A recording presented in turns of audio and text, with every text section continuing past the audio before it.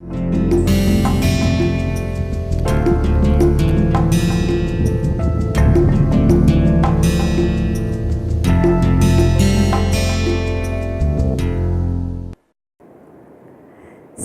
we now come to the last section of part 4, testing, refining and pitching, and the last section of our course called creating a pitch for your design. So why are we speaking about pitching along with design? Because you create a brilliant design, but if you're not able to communicate it to others, if you're not able to help others see what it is in your design that is so good, your design's not going anywhere, right? So it's a very important part of being able to complete this whole thing of looking at users, getting their inputs, creating your design, testing it, refining it, coming up with a brilliant design, and then being able to communicate why and what about it is so great, right? So what is a pitch? Communicating and presenting your design within your organization and getting a buy-in, right? So being able to speak about the key essence of your design. And for that, presenting your design along with its design rationale. What is design rationale? Design rationale is like saying, this is my idea and this is why it is so good. So I would like you to always have the attitude and the approach of not just speaking about your design, not just saying, this is my design. This is my design and this is why it works, okay? And in that this is why it works will be embedded all the people centricity and the people related,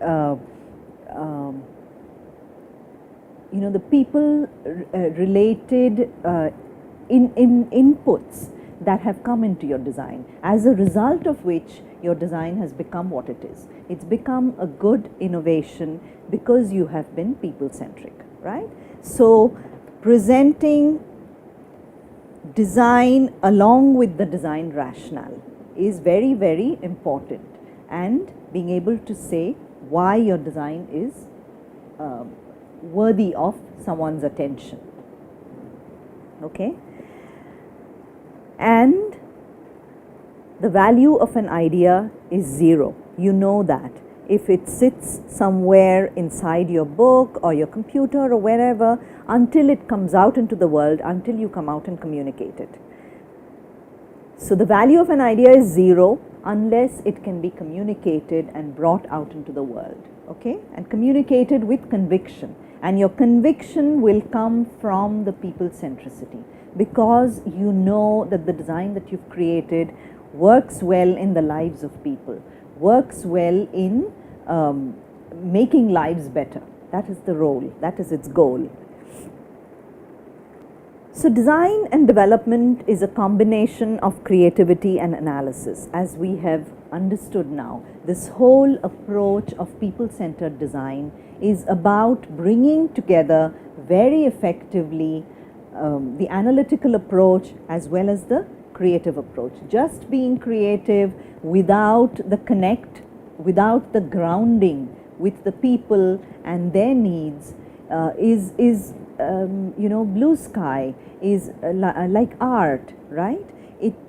But design along with the people is what makes it real. Or something that is just too analytical but hasn't gone deeper into your intuition, hasn't gone into the thinking of what if, thinking of why nots. That design would be just very analytical and perhaps very incremental, very obvious perhaps, but not that amazing something else that stood outside of the immediate zone that you were looking at. So product design and development is a combination of creativity and analysis, but it depends on communication, your ability to communicate that. The way you present your product or service is essential to its success. Okay. Now, few thoughts about how do you help your idea reach people's minds, right? Focusing on the core issue and the idea, and the core issue in terms of what it does, not what it is, but what it does. What it does for people, right? That is what gives it the power. Give people a reason to care. Why should they care for what you have to bring to them? Why is that reason important? Why is that design important enough for them to care about it, right? So give people that reason, understand what they care about and give them that reason. Build your idea with familiar concepts, things that are familiar to people, that they can associate with, that they are able to make connections with, and make your idea worth sharing, something that you feel the conviction and excitement to share, that someone else then feels the excitement and wants to share it. And a lot of it comes from this, what it does for people. The minute it is clear to people that what your idea is doing to change lives, it strikes the chord with most people. It will make people feel good about it. So when you make a presentation, when you make a pitch, this is a suggestion for you, that first thing, start out with telling people what you're going to tell them. Tell them what you're going to tell them, and then tell them what you're telling them, and then wrap it up with tell them what you just told them. Okay, that makes for a good, well structured presentation. And it would look like this visually. If you were to look at your presentation visually, you would have an opening where you're telling them what you're going to tell them, which is a small part. The main body of your presentation where you're showing your design and giving the design rationale. That is the main thing. And then you close it with, so we just spoke about this design, and as we know, it will make a big difference in the lives of youngsters who can come and do their homework in the library. For example, taking back from that example of trying to get new computers in the library, right? So opening small, body big, close. That's a good structure to your presentation. Now there's a template that we will share with you that is called creating a pitch, and basically to enhance your design, you create the pitch. So here's a template that we will share with you called Create a Pitch, and this gives you an opportunity and questions for you to address and answer in order to create a strong pitch which eventually will enhance your design. So it says here succinctly, what is your project, right? So your design strategy statement will help you over here. Who do you need to pitch to? Okay, who do you need to pitch? Who is the audience? What format will your pitch take? Is it going to be a verbal? Is it going to be on the phone? Is it going to be by web? Or is it going to be like to a CEO? What's your short pitch? As you write it, think about how you'll expand it into a larger one. So write a short pitch over here. So let's take an example over here. What is your project? This project is a sustainable social business designed to reduce under 5 mortality in the Democratic Republic of the Congo. It offers clean water, a health clinic, and agricultural services. So the whole focus is to reduce under 5 mortality, right? Who do you need to pitch it to? People who are going to fund the project, and they need to understand what's so great about this project. What format will you pitch it? A video to convey the vision that you will create earlier on, and a presentation that we can make to possible funders. So a quick pre-video and then an actual presentation. What's your short pitch? In the Democratic Republic of the Congo, 20% of children don't live to see their 5th birthdays. This app is a new sustainable social enterprise from the American Refugee Committee in IDEO and changing all that. By designing is changing all that. By designing a holistic new approach to healthcare, food, clean water and agriculture with the people of the DRC themselves, Asili is encouraging that more kids than ever get the right start. So this is your initial pitch. Okay, so using this template, you can try to create that pitch. So tomorrow, let's say you have to present your design, go ahead and present it. But before that, think through these points. And two other things that I would really like to point out to you is, think about what is the USP of your design. Again, the design rationale. If you all know what USP means, your unique selling proposition.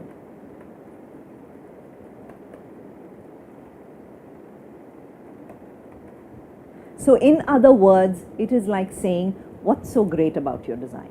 What's so great about your solution, right? And how do you explain it to a venture capitalist, for example? A venture capitalist is interested in how this makes business sense. So if you're able to think in those lines and then create your pitch, you will be in good shape. So this is the overall design-centered, people-centered design methodology. This is the overall people-centered design methodology that we went through in the course of covering this particular course, right? So we went through problem discovery, discovering what is the right problem to solve, research and analysis with users, where we try and understand what is it that the user needed and analyze that and drive our design insights. Then we went through concepting and building, opening ourselves up and opening our minds and hearts to ideate, to beyond those borders, beyond what would be the immediate thoughts that come to our mind, and come up with some really different and the right solutions that would change the lives of our users. And then after the concepting, we went through the testing and refining those designs and make them stronger designs, basically. How do we make them stronger designs? And then finally about pitching, how do we then communicate it to the world after we've created this design? And as I told you, this is not a single linear process. Very important to keep in mind. You do go back and forth, and you don't have to finish one phase and then start another, and that you can't come back to it. However, it is not chaotic. There is a method to this, and as I explained to you earlier, you may be progressively refining your design like this, right? You may be going round a little bit, going back and forth a little bit, but eventually you're moving in this kind of convergence forward. You're converging to the right solution, and when you will have done that, because you have chosen to be people-centric in your design approach, the possibility of this being the right solution, a possibility of it being a very innovative solution is that much higher. Okay? And also, as you know, we have gone in like a converging divergence approach as well in this process. Okay? So balancing the desirable, what the people desire and want and need, along with what the business needs are, what is viable, along with what the technology provides, what is feasible, the balance of all that creates strong innovations. So in conclusion, what I would like to tell you is, adopt these mindsets. We've learned what the different mindsets are for a strong design thinker and a people-centered designer. Understand the process. I think you have had a very good overview and an understanding of what the different nuances of this process are. Use the tools, use the methods, use the techniques, use all of those in order to make your journey into this area even better and even more exciting. Because believe me, working with people and trying to solve their problems and reflecting it in the design of your product is one of the most exciting things to do. As you get in the minds, hearts, and lives of people and try and understand their needs and their requirements, and then you come back and bring that power into your design, the power that you have got of understanding what people need, and bring it into your design, and then it comes out into the world as a design that really solves problems, that makes people's lives better, is a wonderful thing. It's a very exciting thing to go through. Very important for those of you who are foraying into this for the first time, that trust the process even if it feels uncomfortable. There will probably be several things of this that will feel uncomfortable for you. You know, sitting in front of a user, asking questions, creating a prototype that looks so shabby and is just strung together with scotch tape and all kinds of little things. It may seem uncomfortable to you, but trust it. Trust that the process is really very, very robust. Trust that the process works. A first couple of times it may be difficult for you as you face a user. It can be a little disconcerting, but trust me, after a point you will get comfortable with the process and you will really enjoy the process. It's one of the most enjoyable experiences to be interacting with people. And thus, with all of these, you will learn how to create real impact, because your designs have gotten empowered, your methodology, your process, all the things that you've learned across these 4 sections that we've been through empowers you to create real impact. So I would like to share this final quote with you, which really resonates and I think will resonate with you as well once you have gone through this and have imbibed a lot of the thoughts and approaches that we've been through over these 4 sections. Opportunity to innovate is all around us, but we only discover it if we really look. It's about training yourself to see. More you can persuade yourself when you are out in the world to look at things as if you are looking at it through the eyes of others, the more you will see opportunities, needs that you have never noticed before. And they will be the inspirational launching pad for new ideas. And you will be amazed at how many new ideas you will see if you really look around. So this brings us to the end of this course, and part of your training must be to develop designers' eyes, ears, and thinking. That is what we've learned through this entire process. How to look at things differently, how to listen better, how to think by putting ourselves in other people's shoes and being able to think from their perspective and being able to then reflect that in our designs. So this brings us to the end of this course, and just to recap, what have been the objectives of this course? To understand the design thinking approach that we have progressively been through, to learn how it applies to innovating people, product, experience systems, and apply equally well to either products or experiences or any of those. And finally, to inspire you to apply it ongoing in everything that you do. So I really hope that you will be able to imbibe the fact that design is a way of life. It's not just a subject or a topic that you learn and then you write an exam and that's over. This is not what design is like. It is a way of life, and hopefully once you start practicing it, you will learn this way of life. You will start to see the world with different eyes. You will start to see not just from the design perspective, but hopefully you will evolve into a much stronger problem solver. While this course is not meant to make a designer out of you, it is definitely, I hope and I'm sure, it will have inspired you to think about the world differently, to think that design is a way of life and that it has the power to make lives better. I would like to express my thanks to all my students in all the places I have taught. I have learned tremendously from every one of them. Sharing with them has helped me grow so much. And a lot of the examples that I showed you, that I shared with you, are with a lot of inputs from students. And I am very thankful to my colleagues who have been a huge encouragement for me in all my work. Thank you very much.